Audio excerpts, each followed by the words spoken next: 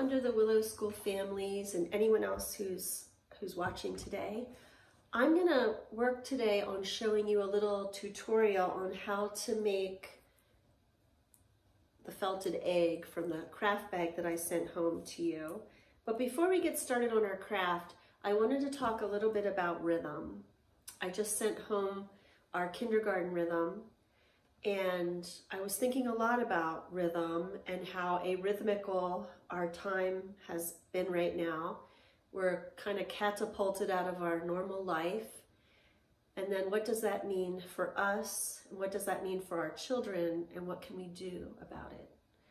And I was remembering being a young mother and having it be summertime and school was out. And there I was at home with my young children. What do we do all day? And how do we manage to find a rhythm or a groove, if you will? And back then, of course, we could go to the park, we could go to the playground, to the swimming pool. But at this time of social distancing, obviously we can't do that. And I'm feeling a lot of empathy for all of you who are home with my friends and trying to find like what you can do together that is giving everybody what they need.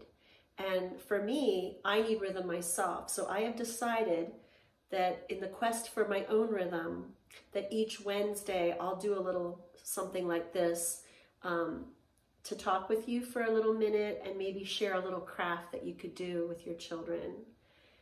But in the light of still speaking about rhythm, if you can find a few anchors in your day, like meal times, of course, having mealtime and bedtime at your normal times, but even a few little anchors. In kindergarten, every day was painting, or every Tuesday and Friday was painting day. So maybe you could decide a time of day or a day of the week that will be crafting day. And then the things that I share with you, you could do then. Whatever you can do to find little wisps of rhythm. I think I may have mentioned in the last tutorial that Kim John Payne, his book, Simplicity Parenting, and the chapter on rhythm is really helpful. And every family will have their own rhythm. Every life is different. But if you can find something to anchor yourself during these times and try to find a little bit of a new normal, I think that will be very helpful. I find it helpful for myself as an adult. And when we find it helpful for ourselves, it trickles down to our children. And so then we can all kind of like feel the predictability and the comfort and relief in knowing what's going to happen and what's coming. And again, those little anchors help to ground us. So in the light of that, I'm going to share with you some of the crafts that were in the craft bag I sent home. And many of you already know how to do this because you were in parent-child. But we are going to craft around a plastic egg that I sent home. And for those of you who are watching that aren't in the kindergarten, I just take a plastic Easter egg and I taped it shut because little hands and even grown-up hands who are working it eventually at the end, it can pop open and disrupt your project. So we start with a plastic egg that we have taped, some Scotch tape. You'll need, this is just an empty container that had Ivory soap in it. I filled it 3/4 of the way full with warm water, and then I squeezed in the concentrate, Ivory soap concentrate, probably about a tablespoon or 2. It doesn't need to be terribly soapy, but enough to move the wool around in your hands. So I sent home wool roving in your little bags, the plastic bags with the egg, and just a little backing up about what is wet felting. We are using what is called wool roving, and wool has little V-shaped fibers that lock together when friction is applied. But if you have to add the friction in a gentle way at first, and then a little bit more vigorously until it forms into what you're working on. So I have taken the pieces of wool roving. I don't know if you can see, I have a whole tray of colors that I think I might like. And the way we're going to do this is to layer them on the egg, thin little layers. I don't know if you can tell this from from this point of view, but I can see through these layers. So I'm pulling apart the fibers like this so that I can see through it. And then I'm going to layer it onto my egg. And I'm going to pull it a little snugly at first so it covers my egg. And I'm going to layer another color on top of that one, pulling the fibers so I can see through it. And the result will be, and I'm going to wrap it in the opposite direction. The first one I went this way. This one, I'm going to go in the opposite direction. Just pulling it snug a little bit, just so it can be as tight to the egg as possible. Then I'm going to take another color, and in doing it this way, it kind of gives you a little bit of a watercolor painting look, where each color can shine through the other one. So I know in the bags that I sent home, I just put a variety of different colors that your children might like. And all you need to do is layer them. And the two of you can do this work together, picking what color you want to put on first and pulling them apart. It's kind of a fun craft that you'll be able to do together. And then this one gets wrapped in this direction. And I don't want to see any of my plastic egg shining through, because when we wet felt it, it will get thin in that spot and possibly have like a little hole. So I'm just going to keep layering my colors, pulling it tightly, making it as snug around my egg as I can.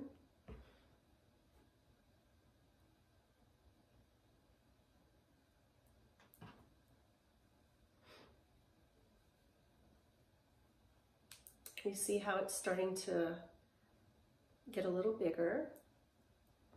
You don't have to use all of the wool that I sent home. It doesn't have to be really, really thick, but it needs to be thick enough. It's kind of one of those experiential arts that you will have to feel. Those are the best kind.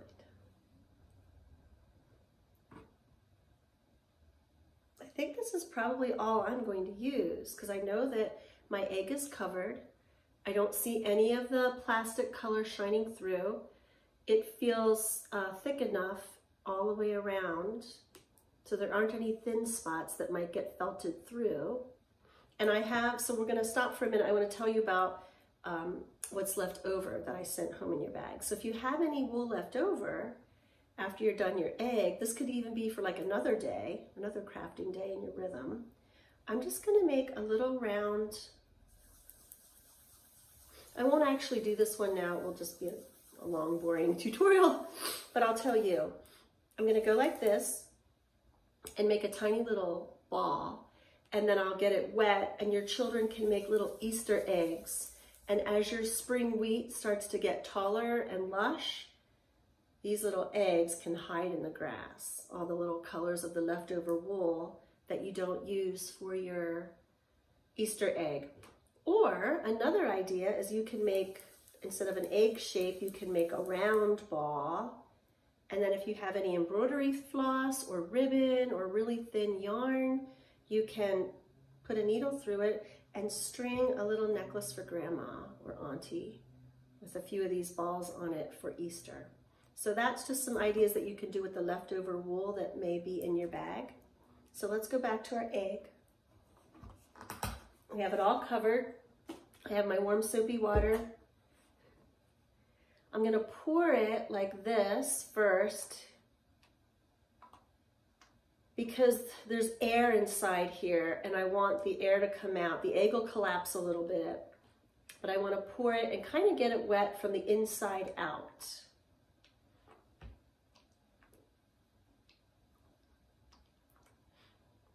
So I've done that. Now my egg feels a little heavy. The part about wet felting is you have to be really gentle at first. So your children might need a little bit of help at first with you getting it started. And if it gets lumpy and bumpy, it's really okay.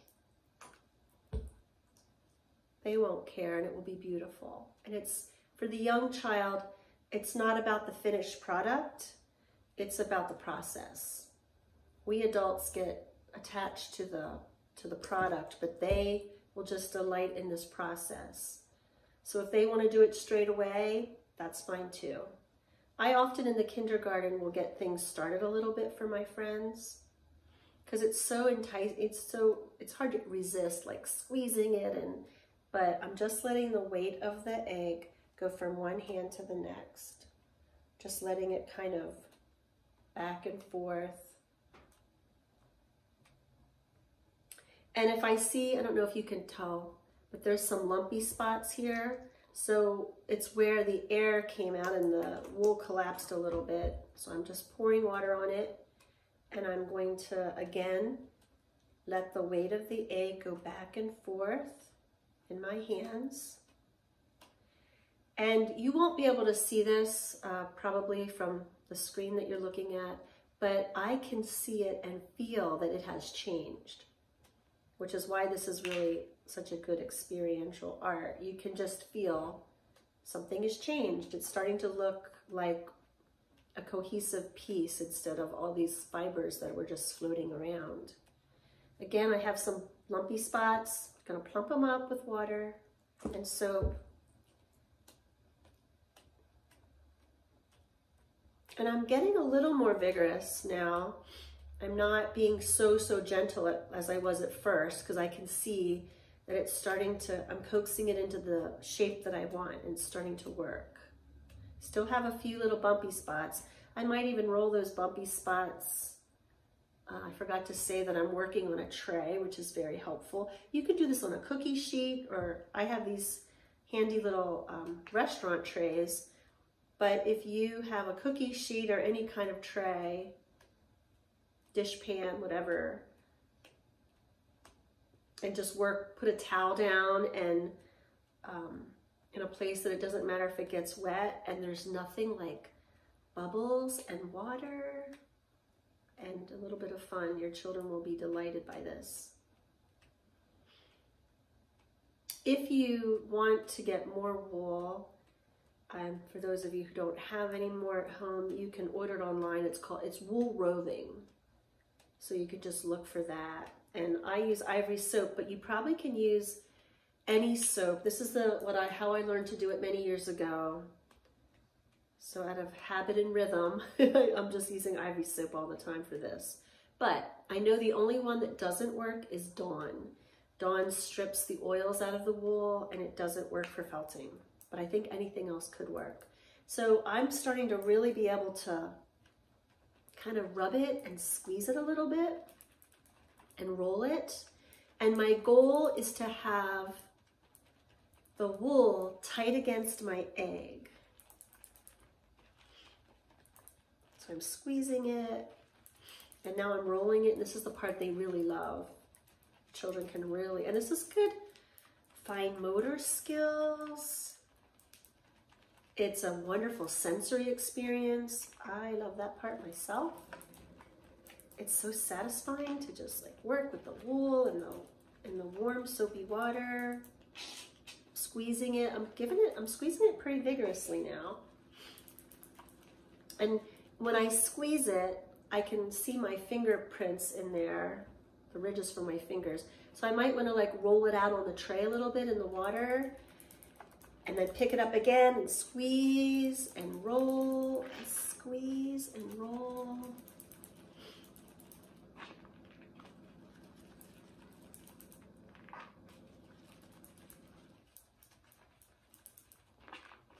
Now you can do this for a little while. You can overfelt this, meaning it will just get a little fuzzy, like a little bit of a fuzzy sweater that you won't even notice if you weren't looking.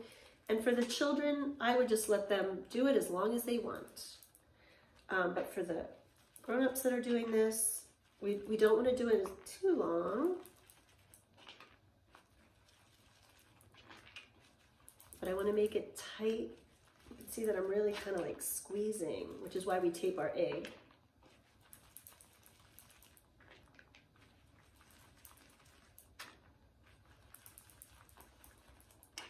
So you won't really be able to see it clearly until it's rinsed, but this is kind of what I'm ending up with. And all those beautiful colors that have been layered together like a little watercolor painting. So the next little bit of this I would do under warm water at your sink. Just let them, and they'll love this, just let them continue the squeezing and rolling under the sink water.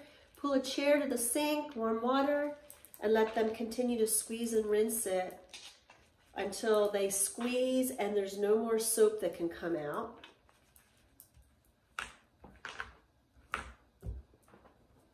And then get a towel, roll this around on the towel after you've rinsed it. That'll get the excess water out, and you will have a lovely little Easter egg. I save like little cardboard egg containers, and once that I rinse this, I would just leave it sit somewhere to dry. And then when it's rinsed and dried, probably the next day, or you can add it to another one of your craft activities, you can take a little piece of, I have silver and gold thread here for our crafting in the kindergarten for special things, but you can use any thread that you want, and even some thin yarn. And I would just take a needle and put a little piece of golden or silver thread or any kind of thread, and then you have like a little egg to hang in your egg tree or wherever you'd like to put it. So this is my little tutorial on how to wet felt an egg. And you can also wet felt little Easter eggs with any wool left over. So thank you for watching, and I've been thinking of all of you during this arrhythmical time and wishing lots of good rhythm coming your way. Take care. Bye-bye.